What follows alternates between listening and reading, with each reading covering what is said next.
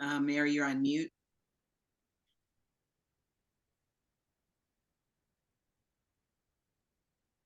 Okay. Good evening, everyone.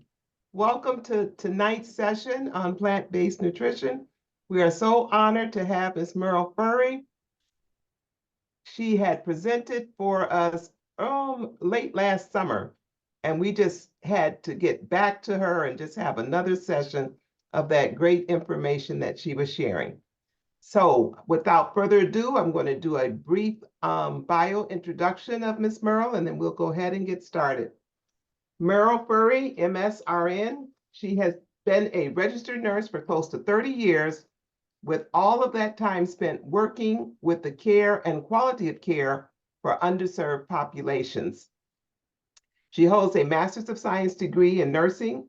In addition, she has certifications in applied project management from Villanova Online University, plant-based nutrition from E. Cornell T. Colin Campbell Center for Nutrition Studies, and from plant-based culinary arts from Roby Online Culinary School.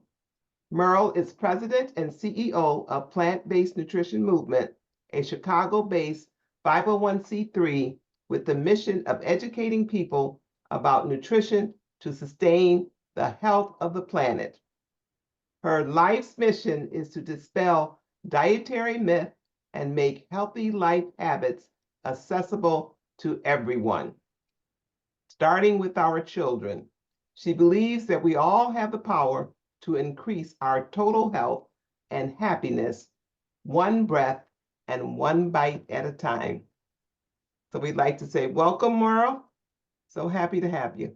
Yeah, well, thank you so much, Mary. It's always a pleasure working with you and with your community. And this time we opened it up to everybody. It's not just your folks. So we have a little bit bigger group, I think, than we expected, which is great, right? Great. Yeah. So I am going to share screen here. And that will be this one.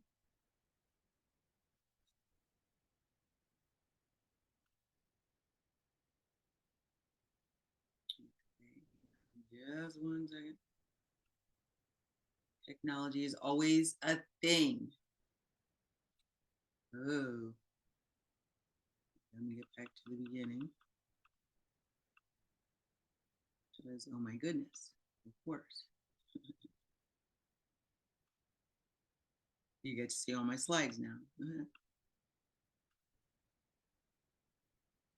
goodness. There we go. You would think, all the time, technology is a thing, all the time. Almost there. All right. Whoo. All right.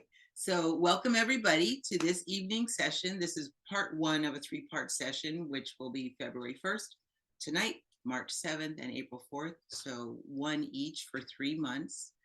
The Zoom link is the same each time. So if you would like to go to the other sessions or attend the other sessions, please do. And please let your friends know about this. It's a free event. And our goal is just to share information, usable information that people can access and use for their own health, and certainly for the health of their children. I have one question I need to ask. Is at the top of the screen, is there like a bar that's grayed out? Is that in anybody's way up there? Maybe not. It's there, but it's not a problem. Okay, I'm gonna try and move it.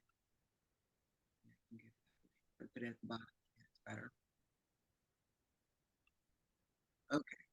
Mary, I'm going to ask you to watch the chat, or if there are any questions, just let me know, okay? Will do. All right. Thank you. And as people are still coming in, I'm going to go ahead and get started because we're already into our time. So, as Mary said, my name is Meryl Fury. I am a registered nurse. I spent most of my time in public health working with people who have very limited resources. I'm also president and CEO of a nonprofit called Plant-Based Nutrition Movement, and that is a nonprofit that focuses on helping people eat healthier food all the time. We also have a project that's called the 6 Million Seeds Project. That's the logo up there in the corner on the top. And that is about child nutrition specifically. Um, our children are at risk, actually, and it has a lot to do with the way we feed them and what we're taught about how to feed children. And it's really a goal of ours at Plant-Based Nutrition Movement to make a difference with how we feed our children. I have been eating mostly plants since I was 15 years old. And now that's really all I eat. And I want you to know that I'm 63 years old, and knock on wood, really, I'm super grateful that I've made it this far. Lots of us don't. Um, I'm at my normal healthy body weight. I don't have any diagnoses, no medications that I take. And the only cold or virus that I've had probably in the last 20 years was COVID. Couldn't escape that one. And I want to say my family medical history is not all that great.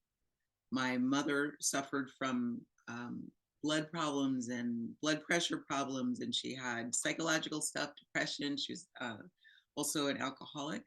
And we have heart disease, we've got diabetes, we've got high blood pressure, we've got heavy body weight. So my genetic background is not all that great, but I can say I feel like I've been able to beat the odds, and a lot of it has to do with how I eat. So my goal today is to help you put more life in your years and more years in your life. And it has a lot to do with what you put in your mouth. As a medical professional, I have to say I have no conflict of interest. That means that no one has paid me mega dollars to come and give this information.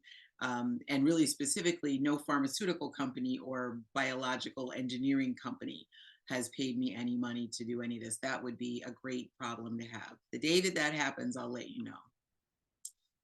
So we're going to start with these 6 facets of health. These are the 6 what they call pillars of health, as defined by the American College of Lifestyle Medicine, of which I am a member. You could have something really simple as facets of health like body, mind, and spirit. You could have these 6 areas, which also include health and managing stress and your relationships and sleep and avoiding risky substances. You can go up to 15 or more different aspects of health. But 6 is a good basic number. That's where we're going to stay. What we're going to be focusing on is food, even though we're told that genetics are a major factor in our health. And like I just said, my genetic pool is kind of murky. It's not really strong, not really clean. But what we found out, research shows that if we can manage these 6 areas of health, you avoid risky substance, you lean into healthy eating, you get enough physical activity, you manage your stress, healthy relationships, and get enough sleep, that we can actually turn our genes. Some of them we can turn on and off by our behavior. That's a whole field of study that's called epigenetics. Very powerful work. And we have a say in how our health picture develops over time. So I'm going to tell you a story. This is a picture of me and my husband. We've been married 22 years and together for 25. Jeff, there in his Boeing shirt, is an antique aircraft pilot for fun. Okay. He's also a construction worker, and he was born and raised in Illinois. Just for a little bit of background. I mean, not in Illinois, in Wisconsin. He was born and raised in Racine. So he was raised to be a cheesehead. He calls himself a meathead, actually, right? And that is how he viewed food for a long time: meat, cheese, and processed foods. When we met, his diet literally consisted of cheese, sausage pizza, burgers, chili, tacos, pasta, French fries, canned baked beans, hot dogs, white or rye bread, coffee, and Dr. Pepper. That was it. Sometimes he would have Chinese food. That was it. Um, he refused anything green on his plate except for green beans and asparagus. Green beans, he could only have 4 on his plate at a time, or that turned into a very big argument. And asparagus was 2 spears. Literally, we had these rather heated discussions about how he eats or how he ate at that time. And literally nothing from the cabbage family was allowed on his plate. That was another reason for a big argument. And no lettuce on anything. Lettuce was not allowed. So over the years, I tried to tell Jeff that the way he was eating was really literally going to cause a problem, that his diet was going to catch up to him one day and it was not going to look pretty when it did. Literally, I spoke, and I don't know if you can see me in the camera, but literally he was like, la, la, la, la, la, la. He was not listening. He would just kind of laugh and tell me, yeah, take the green beans off my plate. I'm not eating lettuce. Why do you, and it turned into an argument. Anyway, so like I said, I started eating like this when I was 15. So I am a very well steeped and dedicated in eating vegetables and whole grains and beans and fruit. So on top of that, I'm a nurse, right? Not all nurses are bossy, but I'm a little bit bossy, and I'm a little bit uh, dedicated to making sure that my family members stay healthy. Jeff was not interested in most of what I had to say about nutrition, unfortunately. Anyway, I told him about this probably very often over the course of the 25 years that we've been together. Literally, I did the math one time, and in the course of 25 years, if I told him something about his diet at least twice a week, every week for 25 years, and let's say I took 2 weeks off per year for vacation, which I probably never would, he was told something about his diet literally 1,250 times. I'm sorry, that is a little bit like a nag, but I'm sorry, I felt compelled. I beg anyone's forgiveness. I'm sure it was horrible for Jeff. But I love him. I want him to stay healthy. Anyway, regardless of all of that, whether it was 1,250 or maybe 3,700, because I like never take 2 weeks off. That type of me talking to him had very little impact, and I really talked to him many, many times. Okay, so to be honest, over the course of 25 years, his diet did improve a little. He stopped drinking Dr. Pepper. He went to sparkling water. He still didn't do much with vegetables, although he improved a little bit. And then fast forward to about a year ago, in March, it'll be a year, he had a heart attack.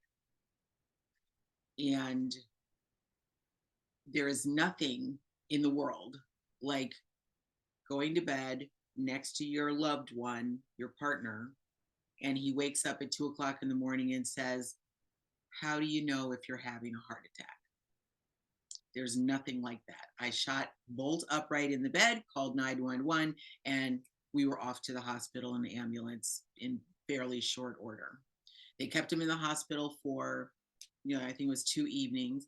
They did cardiac catheterization. They put in a stent. They found out that one of his arteries was 100% blocked, and one of the other coronary arteries, the one they call the widowmaker, was 70% blocked. Thankfully, he came out of it okay. He had minimal damage, no long-term damage. He did really well, actually, which is why I can be kind of sassy when I'm telling this story, a little bit snarky. What it did do for him, though, was give him a reason to really change his diet. That's what it did. Everybody needs a reason to change, and that heart attack, it was a near miss, was his reason. I would like to think that it was because I told him and he loves me and he would do whatever I asked of him, but that was not the case either. So here we are now, a year later. He is doing well. He's doing fine. I'll tell you a little more about his story later. But what we realized is that his standard American diet, which was high in heavily processed foods and very heavy in meats and animal products, um, that is a recipe for disaster in all kinds of ways.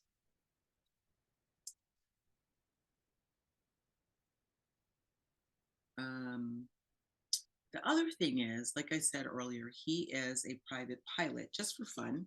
He doesn't take money for it, he just flies for fun. When a pilot has a heart attack, or if they get a stent placed, either one, that causes them to lose their medical clearance for flying. That means they cannot fly as the pilot in command. So if they own a plane, they are not flying it by themselves. Let me tell you, it's a sad day when a pilot gets their wings clipped. Horrible day. Jeff has spent the last 1 year working to get his medical clearance reinstated. Literally just this week, we're on Thursday, just yesterday, he came back from a medical appointment with a medical examiner for the FAA to see if he was fit to fly. And we're keeping our fingers crossed about that. So 25 years into our life together, we realize now that it's not a joke, right? It's important. It literally, your health can turn overnight, literally. And the only thing that we get to do, I mean, there's so little that we can control in life. There's probably literally 6 or 8 things we can control. It does behoove us to control what we can, because the rest of it is a crapshoot, literally. We have no control over the rest of it. But these things, which we showed earlier, these are some things that we can control and that have a major impact on our health. Okay. So my husband had to learn the hard way, and it was expensive. Literally, right now, before insurance, the heart attack and all the subsequent treatment has cost us about $150,000, and it's still climbing. That was for a heart attack with very mild effects, literally no effects for Jeff. He's not using oxygen. He doesn't need to, I mean, he's taking a couple of medications. And in fact, he started out on 5 medications. Now he's down to 2, but still the costs keep climbing. So not managing our health to the best of our ability really does have long-term effects.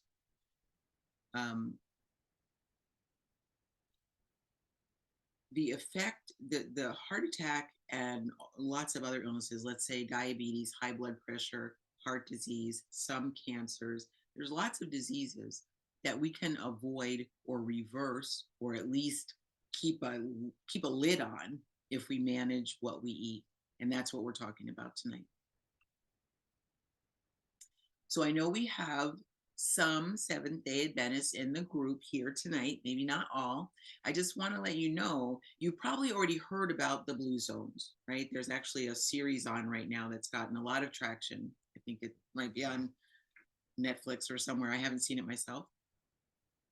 But the Blue Zones are 5 locations in the world where people have a higher likelihood. There are more people who live to 100 years old and better, active and engaged in their communities. There's 5 places in the world, right? Those are Japan, Italy, Costa Rica, Greece, and Loma Linda, California. Those first 4, they're specific areas in Japan, Italy, Costa Rica, and Greece. Loma Linda, California is specific. And that one, Loma Linda, it was found that it was largely because there's a high percentage of Seventh-day Adventists living there.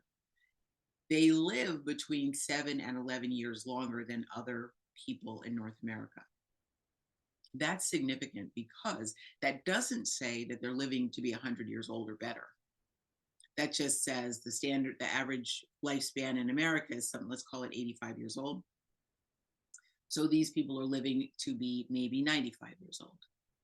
So the criteria for the Blue Zones in America is a little bit different than the criteria for the Blue Zones elsewhere.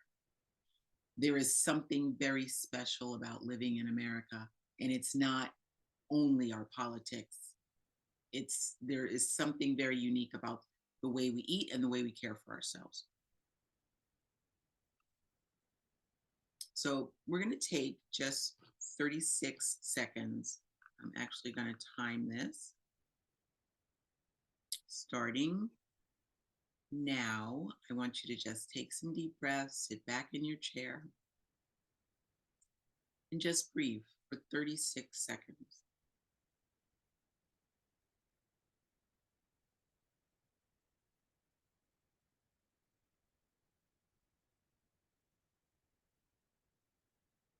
Just do your best to relax.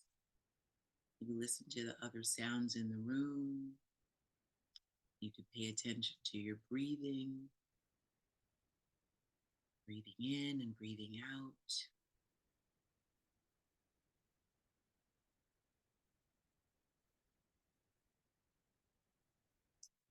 And that right there is 36 seconds. In the course of 36 seconds, every 36 seconds, one American suffers a heart attack. Every 36 seconds, someone dies of heart disease. And very often, the first heart attack is the only heart attack, and it's the one that kills them. So this is not just like theory, right? This is real people actually die of these illnesses that we could manage with diet.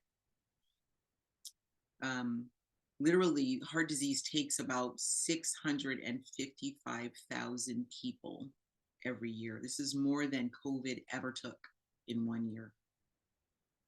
Interestingly enough, though, there's not the aggressive rhetoric, the aggressive education, the aggressive going after heart disease the way there was for COVID. Our food choices are the primary driver in heart disease, and loading up on minimally processed plants and plant foods can make a huge difference in our cardiac wellness picture. Actually, they say that our food choices and eating habits account for 80% of our total health picture. And that's more than exercise and more than heredity. That's one good reason for putting more plants on your plate. So people change their eating habits for lots of reasons. Now, for some of us, it's a religious calling. For instance, I'm Buddhist, and one of the tenets of Buddhism is to do no harm. So since I haven't yet learned how to live off sunlight and water, I have to eat something, so I eat plants, right? That's just the least harm I can do. But one of the things that you have to have before you change your diet is you have to have a reason. You have to have a mindset that allows you to make the change. So some people do it to feel better. Some people do it to look better. They want to lose weight. Now we need to know, what's your why? The possible reasons are endless, actually.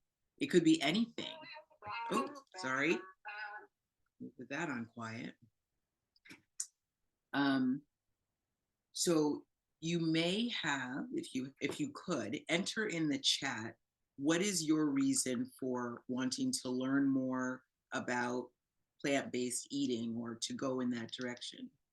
And Mary, if you would tell me what's in the chat, because I really can't see it with this view.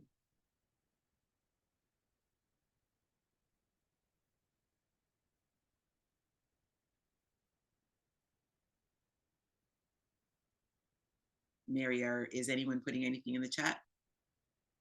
And if you're speaking, I can't hear you. Can you hear me now? Yes. Okay, yes. Comments are: for health reasons, I want to control my health, for better health and weight loss, to feel better, to feel healthy. I want to live healthy, feel better, heart health, long life. That's good. Those are excellent reasons. Now, one of the things that you can do is ask yourself why again, right? So you want long life. Why? Why would that be valuable? right? Is it because One says, I've lost too many friends at a young age due to diseases from poor eating. mm-hmm, yeah, yeah, yeah, these are all valuable reasons.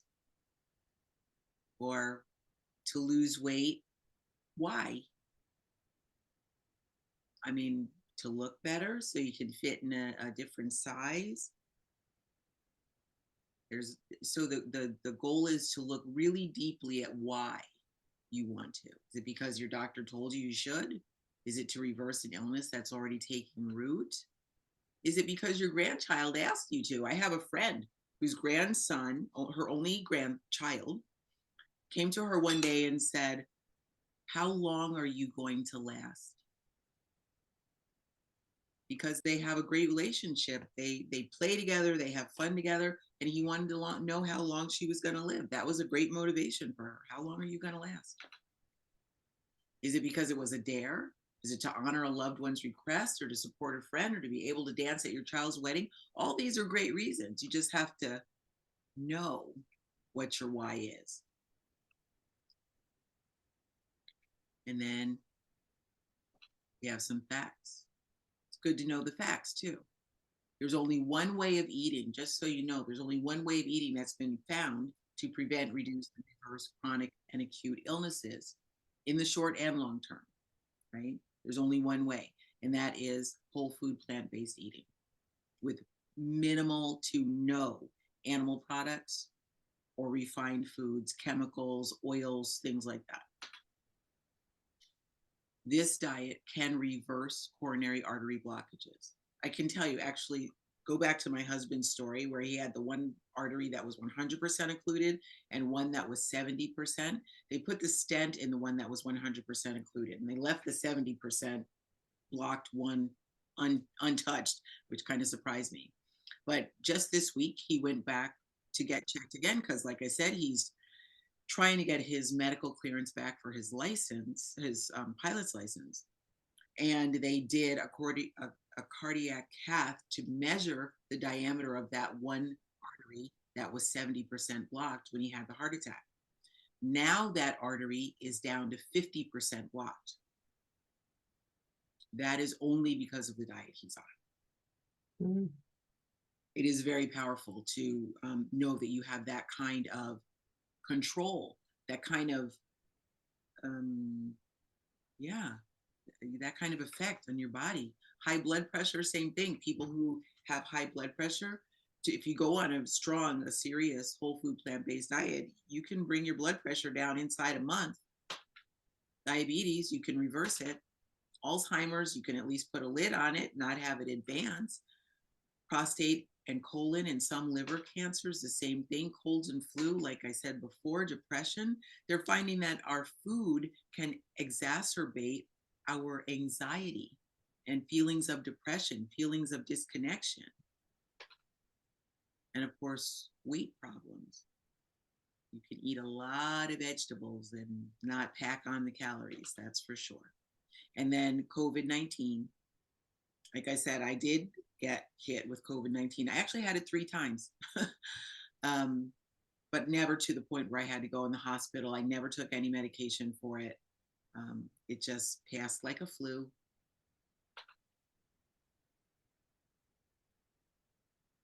So one of the issues we have to deal with is marketing. I want you guys to know some of this stuff because it's not like we are just happy-go-lucky. We go to the grocery store, we pick out the healthy food and, come home and cook it. That's not really what happens in this country. Actually, we are marketed to heavily for addictive foods. The large food companies know, and they spend millions and millions, if not billions of dollars marketing to us and making sure that their food, like as pictured here, is addictive and that it has us coming back for more all the time. And it's not just fast food, it's food that we find in the grocery store. All the foods that are these processed things in packages and bags and convenience food, heat and eat, those things are created specifically so that people buy them, they fly off the shelves, and people come back and buy them again. But we have to remember that these foods are not, I want to emphasize, they are not designed to keep us healthy. Not at all. Now, when I grew up, my mom was a good Southern cook. She cooked all that stuff: pig feet, hog maws, chitlins, fatback, cracklins, all of it, all of it, all of it. I've eaten all of it. Um, and we have to remember that that food was, and I'll be honest, the food of any group of people that when they come to this country and they start eating what's available here, um, they're bound to develop diabetes, high blood pressure, cancers, and heart disease. That is exactly how that works. None of the food in America is designed to keep people healthy. In fact, it's designed, I'm sorry to say, to make people ill. We are actually enslaved to these foods. Actually enslaved. We are marketed to the sugars and the fats and the oils, the salt, and there's other chemicals that are put in the food. Right now, we have 10,000 different chemicals in our food that are not plant or animal. There's something else. They are petrochemicals. They're things that are made in labs, and a lot of that is addictive. I'm going to tell you, it gets pretty deep when you start looking at this. But in the length of time that I've been studying this subject, it's hard for me actually to not see it when I go in a grocery store or when I'm at a restaurant. We think that high blood pressure, cancers, heart disease, and diabetes, among many, many others, but I'll call those main ones out. We think that those are normal, that we're supposed to get these as we get older. And in fact, some doctors will tell you, well, you're getting older. That's why you got diabetes. Well, they're not normal. They're not normal. They come from our eating patterns a lot of the time. I'm not going to say 100% of the time, but a lot of the time it's coming from our eating patterns. So here's an example of how crazy it can get. I want you to just think about this. How do you feel when I say eating bacon causes cancer? Or if I say fish and seafood are linked to mercury poisoning? Now, I know this is heavy stuff I'm talking right now here today, but I want you to think about it because we don't consider food important in the way that we could, right? How do you think if I say, or what do you think if I say that it's highly recommended that we not eat animal products at all? What is your deep down gut reaction to that? Do you say, oh my, I'm going to go home right now and clear out my cabinets and get this stuff out of my pantry and out of my refrigerator? It is off my plate. I'm done. Or is it more like, yeah, well, my family's been eating this for generations. My kids love McDonald's. I'm not stopping. I can't live without fill in the blank: pork chops, fried chicken, brats, cheese pizza, right? Fill in the blank. Twizzlers, Oreos. That's how much we don't see and how closely, I'm going to say, how hogtied we are to this food. I want you to think about this too. So many of our relatives and our friends die early. One of the people here said that they've seen many of their friends die early, right? So many of us die early. And when they die, very often, because these are the major killers, it's going to be heart disease, high blood pressure, cancers, and diabetes. It's going to be one of those or some combination, or they have that lingering in there that's somewhere in the background, right? And when we go to the funeral and we have the meal in honor of that person in remembrance, and we have that repast after, what is being served? It's very often the same food that the person ate that killed them.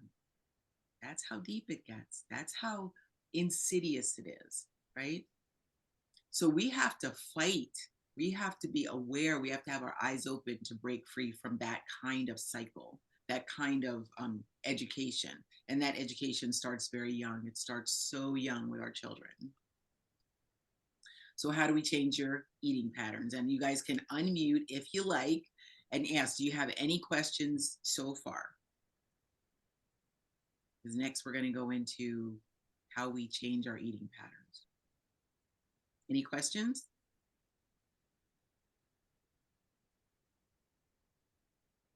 If anyone is talking, I can't hear, please unmute.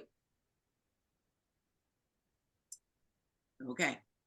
Hi, this is Rakaya. I don't have any questions, but I'm definitely just thinking about everything that you're sharing and taking it all in, and just considering a lot of my current patterns and behaviors and things like that.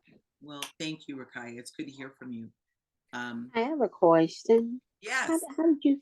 How did you change your eating habits with no meat and all that at the age of 15?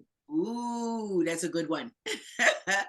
So when I was 15, the price of beef went up really high, really fast. That was in, call it like 1976-ish. And I remember my mother complaining endlessly about the cost of beef. How am I going to put this meat on this table for you children? I 3 meals a day. I can't afford this. She was the one responsible for the food. Daddy covered the rest of it, and she had to handle the food and the telephone bill. And after a few weeks of her going on about how hard it was for her, and she didn't know how she was going to put meat on the table 3 times a day. Now, let me back up. My mother was a gym teacher. So she knew from her education that kids needed meat, they needed milk, they need certain things to grow up big and strong and have strong bones, right? So she used to say, how am I going to put 3 square meals on the table with the price of beef being so high? And after a few weeks of hearing that, I mean, I loved my mother. I was so close with my mom. I couldn't stand having her upset like that. I couldn't take it. It was very, very disturbing to me. So one day I went over a friend's house, and this friend had 4 kids in her family, and her mother was going on the same way. So this friend of mine and I decided we would stop eating meat. And those portions of meat, those 21 portions out of 7 days, 3 times a day, they could give to our brother, the sister, dad. They could eat them themselves, but we would be out of that loop, right? They didn't have to worry about us. When I told my mother that I was going to stop eating meat, she nearly fainted, literally, like, oh my God, no, you can't. You have to eat meat. How are you going to grow up big and strong? Well, I was 15 and I was hard-headed. And when she challenged me like that, I dug my heels in. So I stopped eating mammals at that time. So no more beef, no more pork, no more anything, no 4-legged anything. And I also stopped chicken at that time. And I got older. And one other thing, my mother used to ask me, well, how are you going to get all your protein? How are you going to get your calcium? How are you going to get this? And I had to start studying so that I could answer her questions. So I started learning and researching it, such as was available to a 15-year-old at that time.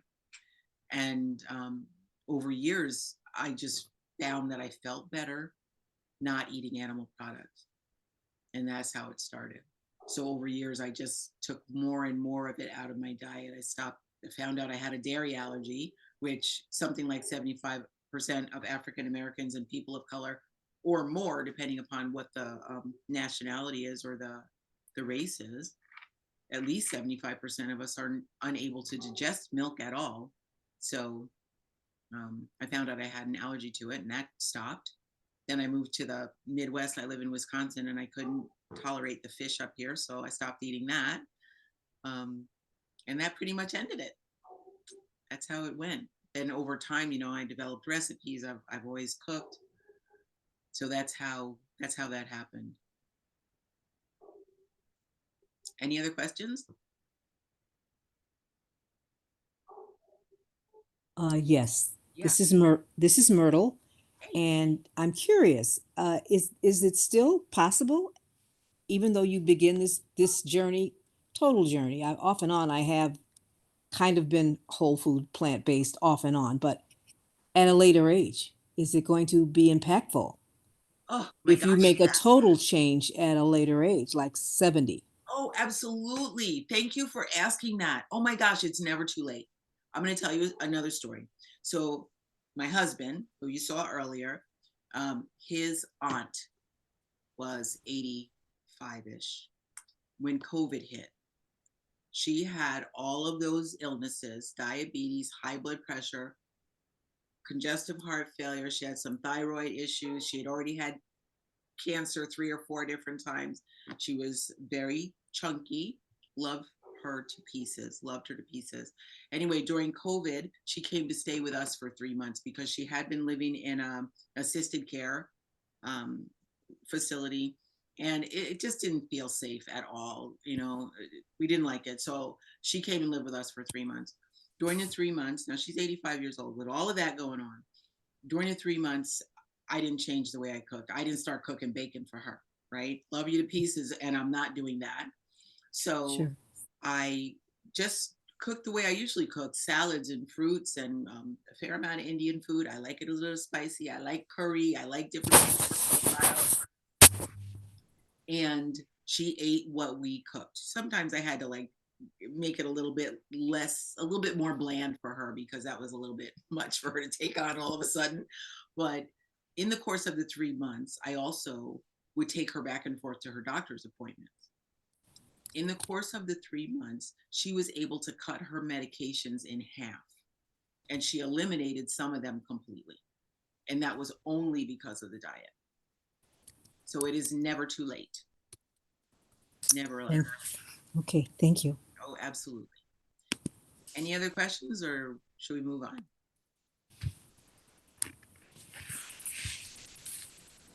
I'm going to ask you guys to put yourselves back on mute if you're not going to ask any questions, and I'll go to the next slide.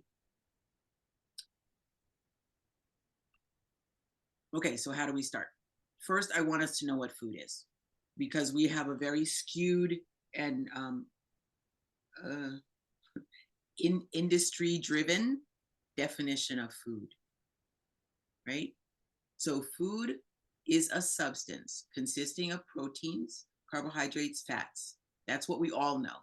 But there are also phytonutrients and phytochemicals, which means they are substances only found in plants. Phyto means plants in Greek, I think.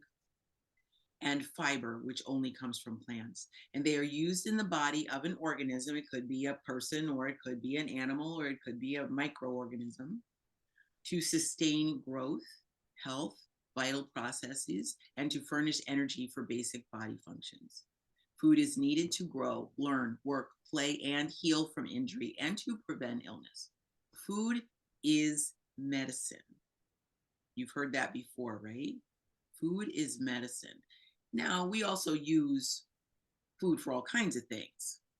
We use food to make us feel better, or to celebrate, or to share with a friend, or because it seems like fun, or because somebody cooked it for us and we have to eat it out of obligation. There's all kinds of things that we eat that we call food, but not everything actually matches that description. Not everything will not everything will sustain growth, health, vital processes, or furnish the energy for basic body functions.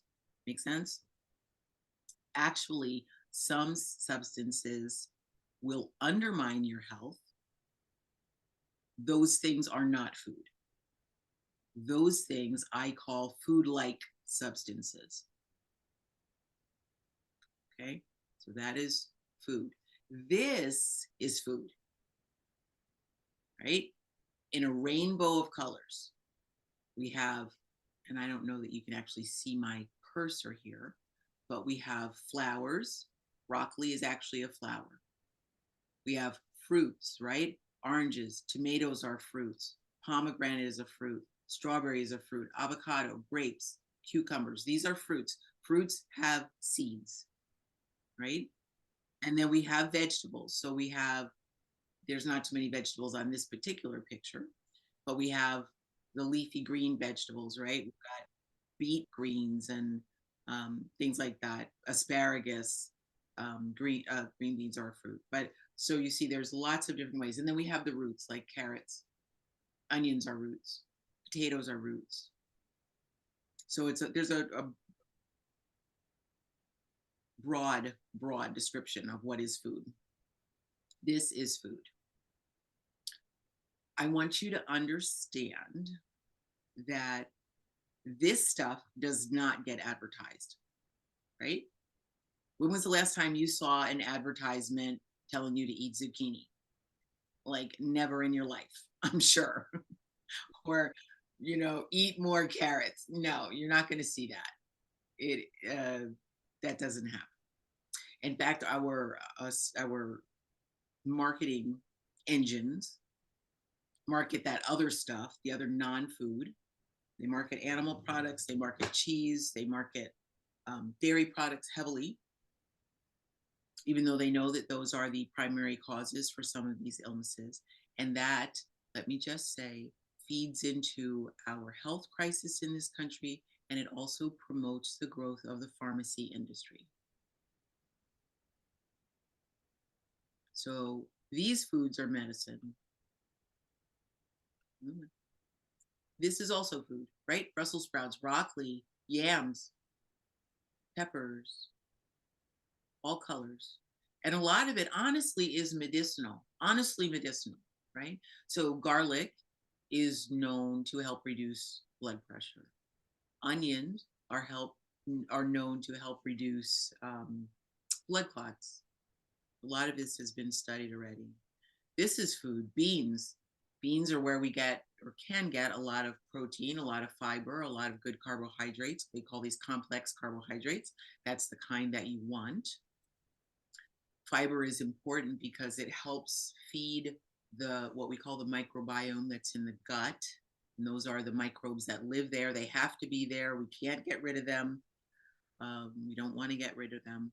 And those microbes, they're bacteria and viruses and other things, fungus that lives in our gut, help keep us healthy. They support our immune system. So it's really important. So this is not food. Now I'm going to just bring this up right here. This is what our children get most or many times in a week, right? They get this, they get this. They get this. These and these, right? And then along with that, maybe they'll get some sugary sweetened cereal, right? Maybe Cocoa Puffs or Dora the Explorer or whatever it is this week. And they get cow's milk. This is not food. This is stuff to fill their empty bellies and give them empty calories. This is not food. This, with those pinks and blues and greens and oranges and the extra fat and all that, this is not healthy for children or any other living thing. This is not food. This is what on the right here, this is what a lot of the kids are getting for breakfast in schools. This is not food. This is highly processed, sugar-laden garbage. In fact, we call this calorie-rich and processed, C-R-A-P, crap. That's what this is. This is not food. This is not healthy. And milk, I already told you about. Milk is a perfect food if you're a baby cow. That is when milk is perfect. For a lot of people of color, we can't digest it. It is not help. It causes acne. It causes GI, digestive distress. It's not healthy. Milk is designed to bring a 75-pound calf to be a full-grown cow or bull at 1,400 pounds or more inside 2 years. That's what milk is for. I don't think any of us want that for ourselves. I know I don't. It is also the richest source of saturated fat in our diet, milk and cheese, which then goes back into the coronary artery disease and the heart attacks and the high blood pressure. You see how it goes, right? It's a curious thing that we have done with our diets. It is very curious. Okay, so how do we start? There's kind of two paths you can go by. You can take baby steps or you can take giant steps. Now, if you want to go for baby steps, we could start with just look at what you eat for breakfast, let's say. Right? Maybe there's something you're already eating that is completely whole food plant-based. Let's say in the morning you like to have oatmeal. Great. You could have oatmeal on first day, have oatmeal with bananas. Next day, have oatmeal with strawberries. Third day, have oatmeal and blueberries. Fourth day, have oatmeal with cinnamon alone, right? Or pears or raisins or whatever else you like. Pumpkin seeds, whatever you want to put in there. That way you have managed breakfast, just like that. You could do the same thing with lunch. Look for a meal that you already eat that is already whole food plant-based. So let's say it's pasta. Let's say you like spaghetti, right? You can get some good sort of whole wheat noodles, or if that's a little too far of a leap, use half your regular refined white pasta and half whole wheat noodles. Use tomato sauce without cheese. Add mushrooms, add garbanzo beans, add cauliflower, add zucchini, add eggplant. All of that goes really well with tomato sauce. And then take credit for those. I'm going to give you 2 recipes in just a minute. I want you to take pictures of.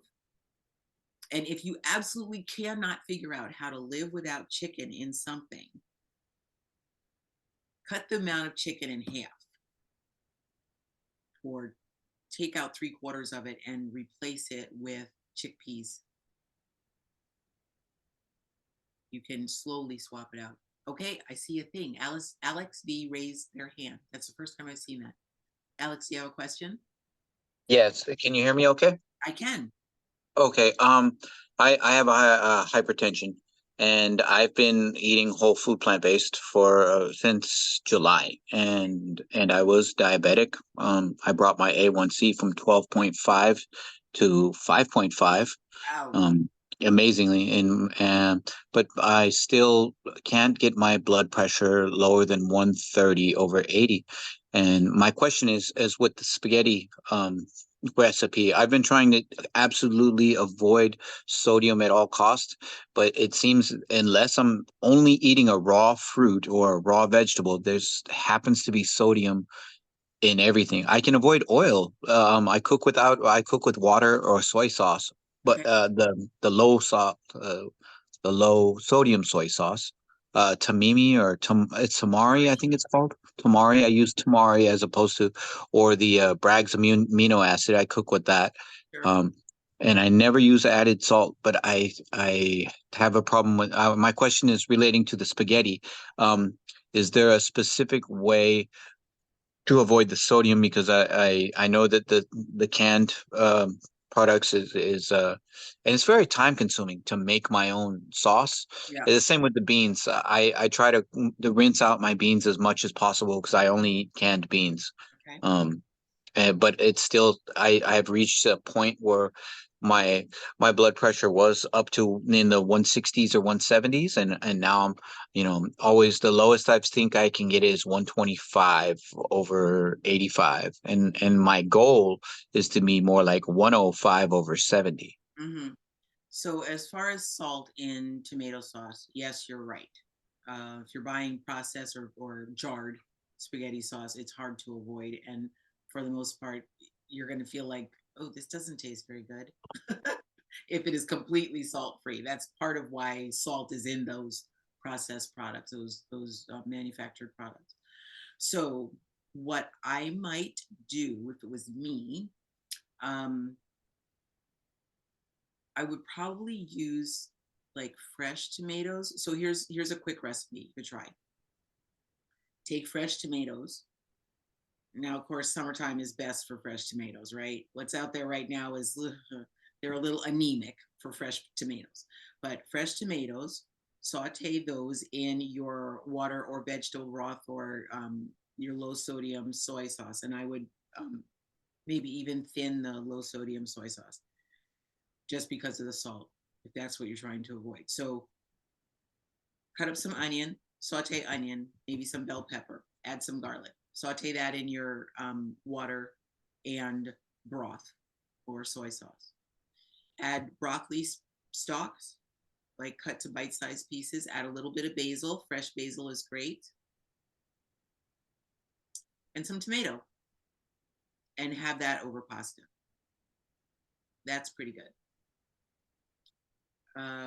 Just to recap, that's tomatoes, onions, garlic, basil. Um, did I? There was something else. Peppers. Yeah, bell broccoli. pepper. Peppers and broccoli. Yeah. Thank you. Yeah. And hang on, don't cook off all of your sauce, all your juice in the bottom of the pan. Don't let it dry out, because that sauce you put on top of the spaghetti also. Make sense? Yes, thank you very much. Yeah, absolutely. There are some actually. I want you guys to be thinking about what information would you want me to deliver next time, so I make sure I tailor this to exactly what you want. I will supply you guys with some websites that are all whole food, no salt, no oil, no sugar. If you want, you can go that far. That actually they're pretty well respected for the recipes that they create. Okay, on to giant steps. If you really want to go big and change your diet overnight, you clear out your pantry, you clear out your fridge and freezer of all your food storage areas. You read all the labels, you throw away anything that has animal products or chemicals. If it's past dates or it doesn't have a label, you just plain throw it away. You can also take the food and donate it to a food pantry if it's in dates and non-perishable.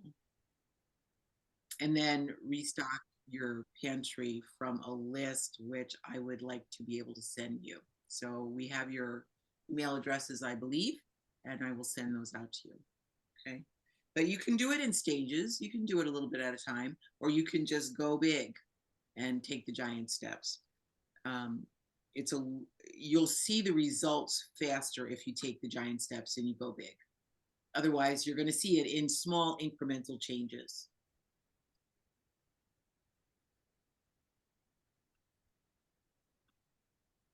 Okay, just so I can go back and tell you this little bit about children. There was a study done by the Center for Disease Control and came out this past February, so a year ago, where they found that they did this whole study across the entire country, and they found that 1 in 2 children did not eat a daily vegetable and 1 in 3 did not eat a daily fruit. And what they're eating instead is that processed CRAP that I indicated earlier. This is not healthy for our children, and we are setting them up for the same sets of diseases that we as adults battle now. And actually what we're setting up, as wild as this sounds, you may have heard this, we have so many children suffering from overweight and obesity now that the American Academy of Pediatrics about a year ago came out with its first ever set of guidelines to manage obesity in children. And what their recommendation is, literally, if you have a little obese child or a little child that's struggling with obesity, you talk to the parents and you try and get them to come back to the clinic often, and you try and counsel them, but you don't talk about food. You don't talk about diet, literally. And then if the child gets to be 12 years old and they're still obese, the pediatrician can recommend weight loss medications. And if the child gets to be 13 and they're still struggling with their weight and they're still obese, we can now offer them bariatric surgery where they will remove a part of the child's stomach. This to me is the height of poor management, really inappropriate medical care. We need to be teaching our families, we need to be looking at how we eat and making sure our children eat healthy food. It is vital to their existence. It's vital to how their brains function. It's vital to how their organs work. Can they learn? Can they grow? Can they heal from illness? All those things that food is supposed to do. We are handicapping our children, and we are actually robbing them of their human potential. Just so you know, back in the beginning of this school year, Illinois, I don't know, I think a lot of us here may be from Illinois, passed a new law about school food And the law states that if a child or the child's caregiver or parent requests a plant-based lunch, the school must provide. As long as the school has some sort of a lunch program, the school must provide. Okay, so you can be asking for plant-based lunches for your children as well. This website that's at the top here, plantbasedschoolmeals.com, is part of a project that I've launched with 2 other organizations, and we are doing everything we can to make sure that parents understand they have these choices. Illinois is the first state, this is about that, the first state to make plant-based lunches an option for school children.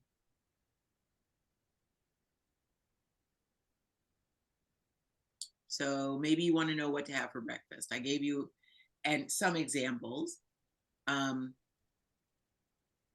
I really enjoy blueberries and lemon with maple syrup on oatmeal. Lots of lemon, like more than you would think. But the blueberries and the lemon and the maple syrup, it comes together like I can't even tell you. It is so beautiful. That's one of my favorites. Breakfast tacos with mashed beans, salsa, guacamole, shredded lettuce or cabbage, diced tomatoes, diced jalapenos. You were saying before, Alex, about beans. You can buy dried beans in a bag for probably about $1.50 for a bag, and cook those in plain water, add onion, add garlic, cook them in broth if you like. And if you cook the whole bag, you'll have beans for a long time. You can freeze them and freeze them in portion sizes, small amounts, and then take them out as you need them. I also eat salads at breakfast time. I love salad. I had a big salad today for breakfast. And when I make salad, it's got all the colors. It's got green for the leafy greens. I got purple carrots. I got orange carrots. Give me red bell peppers. Give me some garbanzo beans. Put red onion in there. I try to make it as colorful as I can. One of my other favorites is baked sweet potato with fresh fruit, berries, nuts, seeds, cashew cream. You can take raw cashews, and soak them overnight, and then puree them in a blender. Or you can use plant-based yogurt. You can drizzle it with maple syrup. There's endless things you can do like that. And then I can say also, I'm not tied to any one thing at breakfast time. I don't believe you have to have scrambled eggs, or I have to have grits, or I have to have something at breakfast. I don't really buy into breakfast food. So I will eat what I had for dinner last night for breakfast, which could be African food. It could be something from Thailand, French, Mexican, Central or South America, anywhere. I am not particular about that at all. Okay, here's a recipe for you. Please take a picture of this. This is a chickenless chickpea salad, which I have made many times, and even my meathead husband likes this one. You can use vegan mayo or not, right? But the mayo kind of helps it hold together.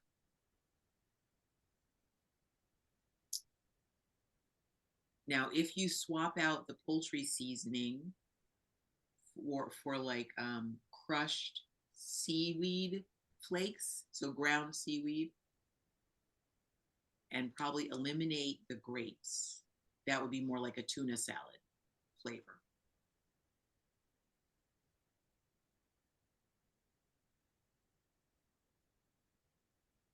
This could be lunch or dinner. Breakfast too, for that matter, if you like. Ready? Next one. This is how you make it. Take a picture of this one too. Let's see if I can get this little thing.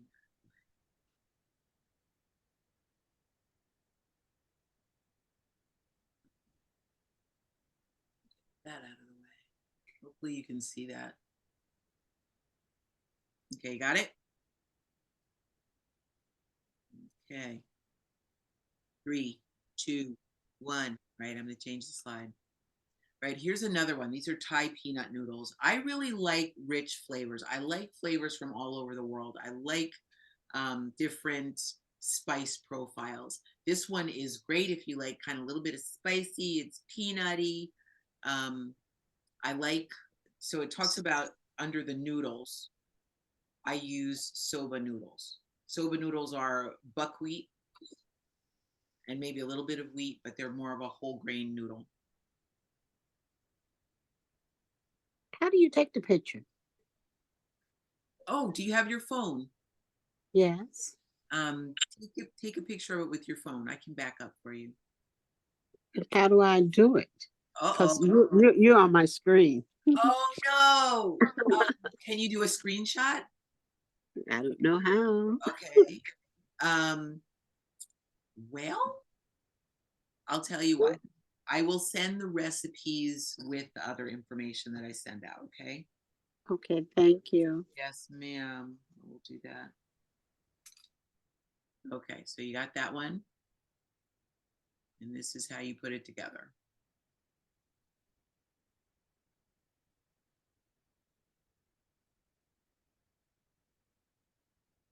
And if you like it hot, add more hot peppers. Not a problem. The sesame oil here is really for flavor. So if you are trying to be oil-free, like you were talking about, Alex, you can leave the oil out. It just won't have that flavor. You could sprinkle regular sesame seeds on and leave, just go for the whole seed and leave the oil out. Okay. All right. Now you're not really next to anybody, so we're going to unmute. Just give me a sense of something that you learned today and something that you might do differently going forward. And then I really want to know, what would you like more information on? So somebody go ahead, make the leap, unmute. Tell me one surprising thing that you learned today.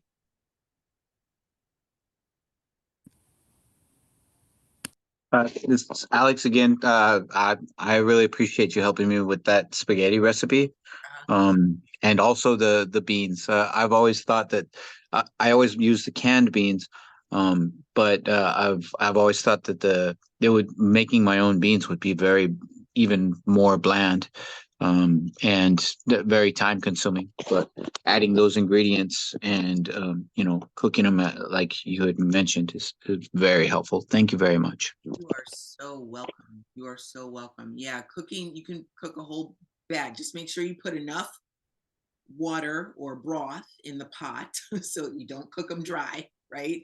Just make sure they stay wet.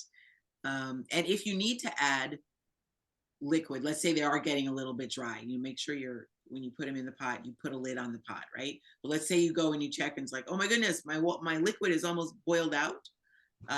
When you add more liquid, heat the liquid before you add it to the pot, because something weird happens if you put cold liquid into hot beans, or hot rice for that matter too. It changes the texture, the consistency of the beans and rice. Thank you. Yeah, definitely. Definitely. Anybody else? Unmute. Tell me one thing you learned today. I think the why is so important for anybody to be motivated. Is like, what is your why kind of thing? Yes. It really senses, because we can say, I'm a pediatrician. We can say anything you want to say, but if they are not, going to buy into it, it's tough. Why go that far? Even it's your own family. It's kind of weird. I'm whole food plant-based for long time, but to convince own family friends is a tough. Yes, it can be. It can. Even though there is weight problem and every problem, but somehow not able to do it. And the adults are the one feeding the children, so you can't talk to the children. It's not going to fly because the parent is the one who is doing the shopping. Yeah. And milk is a big culprit. Everybody thinks milk is, how can you say not to give him milk? It's like uphill battle. Yeah, when I recommend, stop all the dairy, that's his protein. Yeah. but we know better, right? We know. Yep. I mean, if we can, and I totally respect what you're saying. And thank you for being on this call. I haven't seen you in a while. You know, I think it makes sense to people when you say, you know, how many percentage of people of color can't digest milk anyway. And if the child is suffering with acne, just try it. Take the milk out of the diet for 3 weeks, a month. See if it makes a difference. If it doesn't make a difference, go right back to eating it. Have at it. You know, I mean, there's no law about it. It's just research shows that this can make a difference and can stop a lot of these chronic illnesses from developing. As far as like parents in your family, let's say you've got sons or daughters and they're feeding these objectionable foods or food-like substances to their children, at least when they come to your house can be an oasis, right? Your house can be a place where, oh, we're gonna have smoothies today. Nope, no milk. We're having, you know, blueberry and banana smoothies. That's what we're having, right? And your house gets to be the fun place where they get to make their own smoothies and choose what's in their food. And maybe they cook with you, or maybe they grow tomatoes in your, you know, a bucket on the front porch or something like that. You know, you can make it special that way. There I are a have couple of a questions. request for the next time. Yeah. If you can come up with some whole food plant-based snacks. Snacks. The Okay. snacks is a biggie, you know, especially when it is, you know, savory snacks and things like that. Because at least with the sweets, you can do the, you know, dark chocolate and nuts and quinoa. But something like a savory snacks is a biggie. Or I don't know how much is available outside. And the other thing is the labels, the whole food, whole feed. It's very hard to find. So if you can come up with some brands which are whole food or whole wheat, that would make life easy Okay. for the shopping.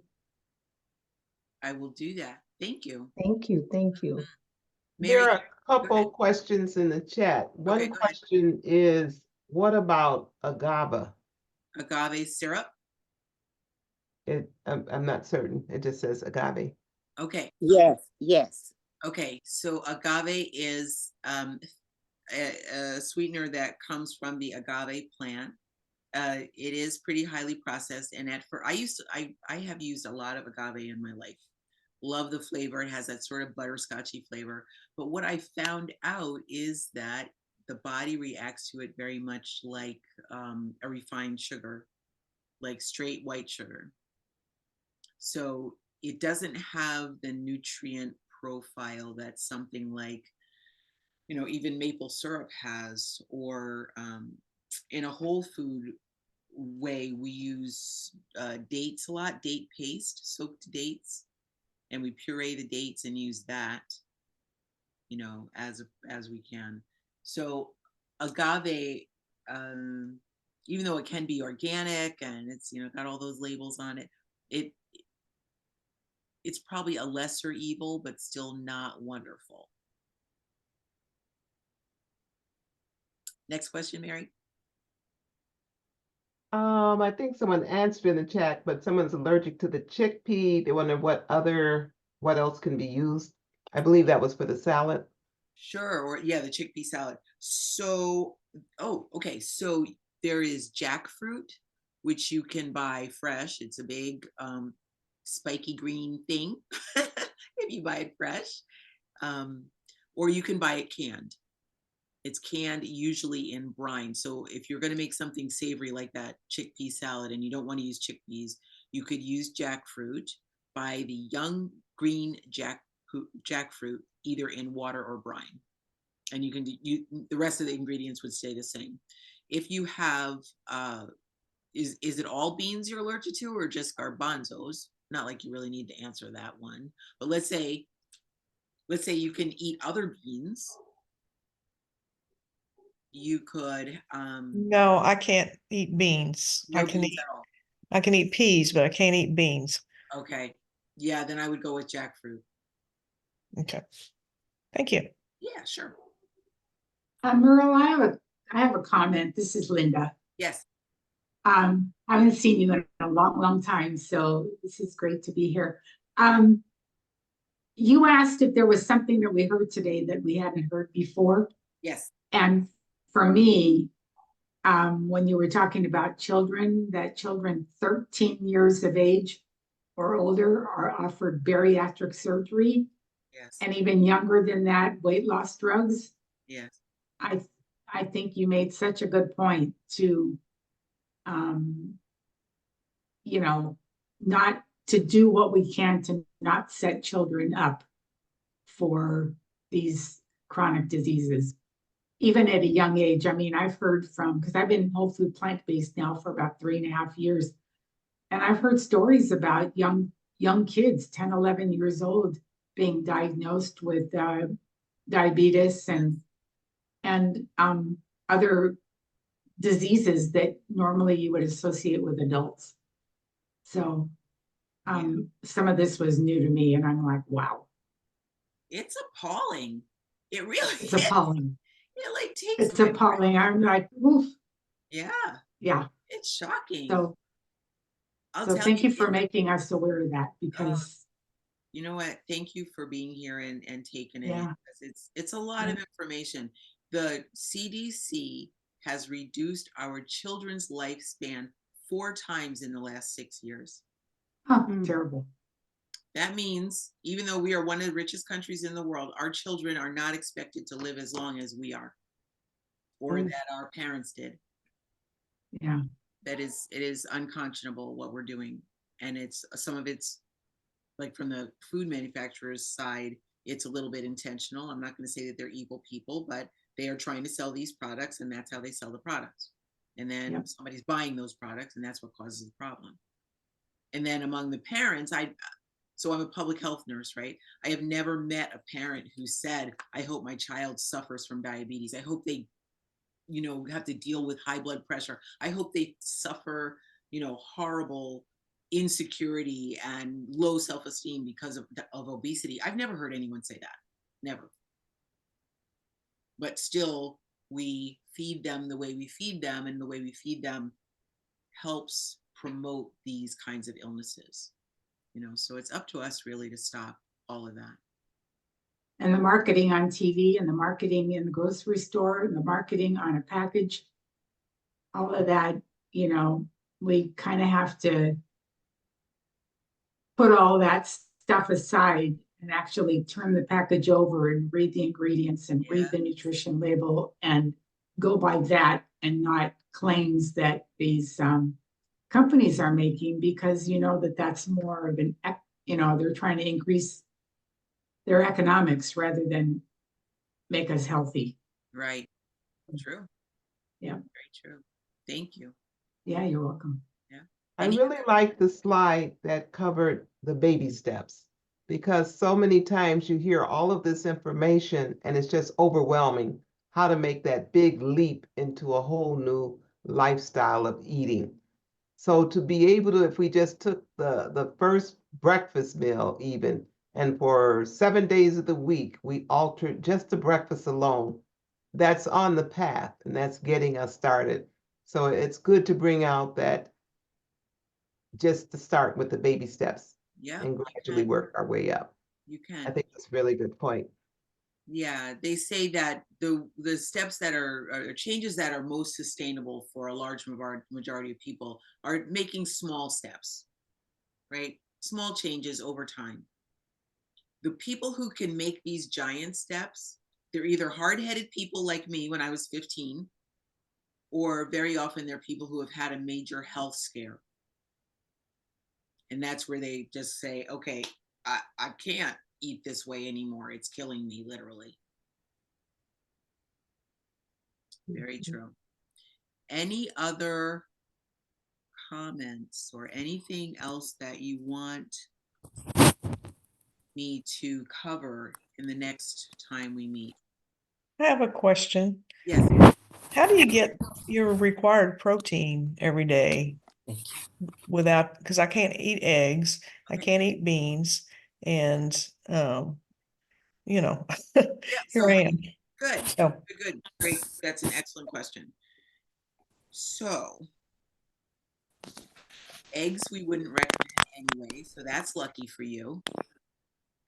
Okay, so when you say that you can't eat beans, is it like a true allergy, or what happens when you eat beans? Oh, it just depends on, a lot of it is a digestion problem, and a lot of it is, and then there's the other part, which is the swollen tongue and all that. So yes, Oh. it's a true Oh, allergy. yeah, So. well, no, you don't want to mess around with a swollen tongue. Please don't do that. So, have you tried soy products like tofu? Well, uh, I hemp? used to be allergic to soy, but I've Oh, started eating some Chinese food, and in the soup they've been putting soy, and it hasn't bothered me. So, and soy is a bean, so Yeah. I'm real confused. like edamame and what Yeah. I can't eat that. No. Those That, are unprocessed. So so what really, there's protein in all plant foods. So I'd say go for a wide range of colors okay. and parts of the plant. And in your case, I mean, I don't usually recommend this, but you can get protein powders. There's actually pea protein. You could eat more peas. I don't know how, after a little while, you might get tired of eating peas. And we don't want that either. So you can get some, there are protein powders that are made from peas. Okay. That might be the route I would go. And then also your whole grains. So I would do a wide variety of those too. Oh, you could do quinoa is a good protein. Yeah, that's good. Mhm. Yeah. And then there's, farro and rice and barley, spelt.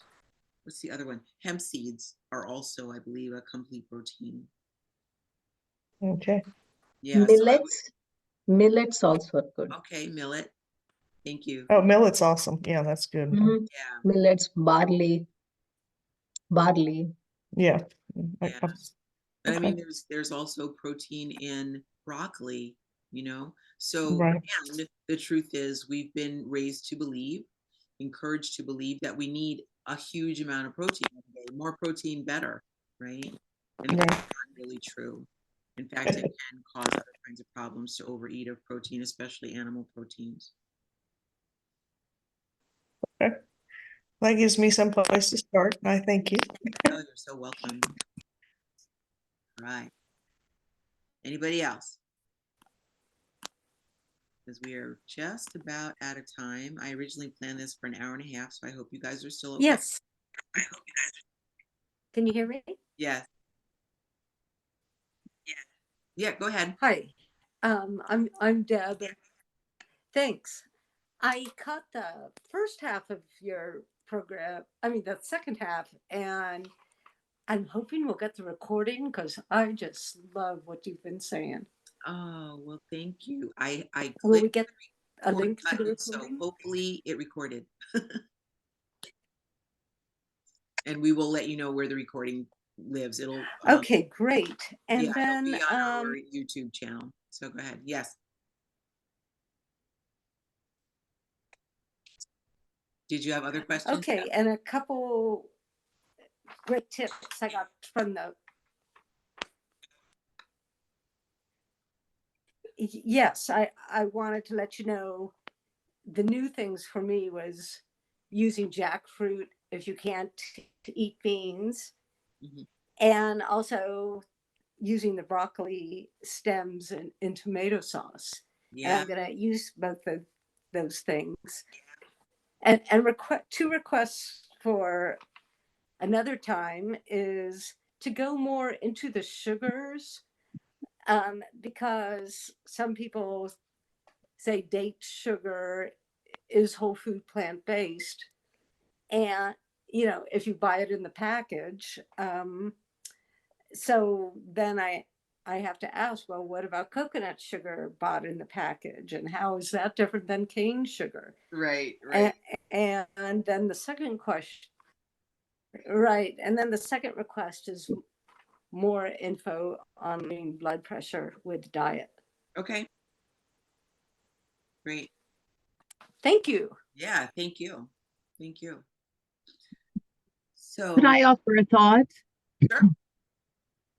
Hi, very nice to join you this evening. I wanted to just make a comment that it can take time for our taste buds to adjust. When we let go of salt, oil, and sugar, you know, we've gotten it so accustomed to the influence of salt, oil, and sugar in all the foods that we're so accustomed to eating. And it can take a little time for our taste buds to adjust to what real food, whole foods, taste like. And then it can also take some time to learn how to use new spices, herbs, trying new recipes. And I have to say, I have never eaten so much flavorful food in my entire life until I started eating this way. It has just brought so much enjoyment to my life. All the flavorful food. That's all I wanted to say. Thanks. Yeah, well, thank you. And very true. Thank you for bringing that up. That's kind of why I for myself, I am happy to dip into other cultures. You know, maybe next time I'll bring a recipe from Africa called domoda, which is a tomato and peanut soup, which is lovely stuff and very flavorful. So we are right. Yeah. Meryl, I wanted to add something that maybe we can talk about in the next couple of classes. Yeah. And that is talking about healthy fats. Okay. So this is, you know, your avocados, your nuts and seeds and things like that. Because, you know, over the 3.5 years since I went plant-based and listening to a lot of health professionals speak on the topic, some are very much in favor of eating nuts. Some are very much in favor of like little to no foods that have fats in them, other than, I'm not talking about, you know, broccoli or anything, but, you know, the other kind of food. So I'd like your take on adding healthy fats to our diets. Thank you. Thank you. Yeah. All right, we're going to move on. If you like, you can take a picture of this. This is, if you want to get a hold of me, that's my email address. That's the easiest way to get a hold of me.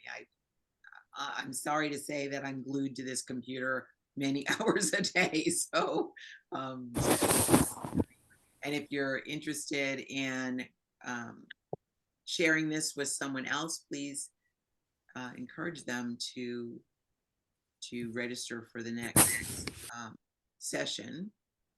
We also have a podcast that's called Growing a Healthy Child, and that is actually not on this anymore. That's a typo on my part. It's on our YouTube channel, which you can find under Plant-Based Nutrition Movement. If you go to YouTube, we talk about children a lot, just because, you know, people say children are our future, and I like to counter that. Children are our right now. We can't put it off into the future any longer. A sick child in a house will destroy a household, will undermine totally, just overrun a household. So there you go. It's time to break free. Please, please, please see you next time. Come back March 7th. We'll have the next episode, and I will be happy to answer all of your questions. And if you have anything else you think of, just email me and let me know. And that's a wrap. Excellent job. Excellent. Fantastic. Very nice. Thank you so much. Thank you so much. Don't forget to send the recipes. I promise. Thank you. Thank you. This is great information. Thanks. Okay. Thank you so much. You're welcome. Thank Good night, you. everybody. Bye. Bye-bye. Nice. Hi, will there be a recording of this by chance? I couldn't make it at the time it started. I can only say I clicked the record button. Now, Okay. technology does what it does, but I clicked the record button. So as long as I have a recording, yes, we will post it. It'll go on our YouTube channel. And if we have your email address, I'll send out information with how to locate the recording. Thank you. You are so welcome. Take care. Bye-bye. Bye-bye. Good night.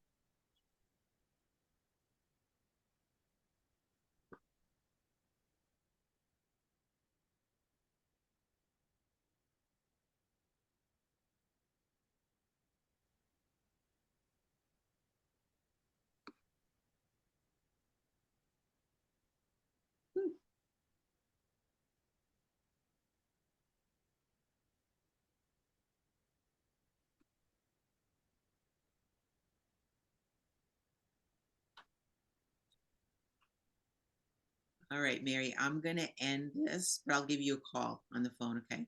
Okay. All right. Have a good night. Bye, Judy. Bye-bye, everybody.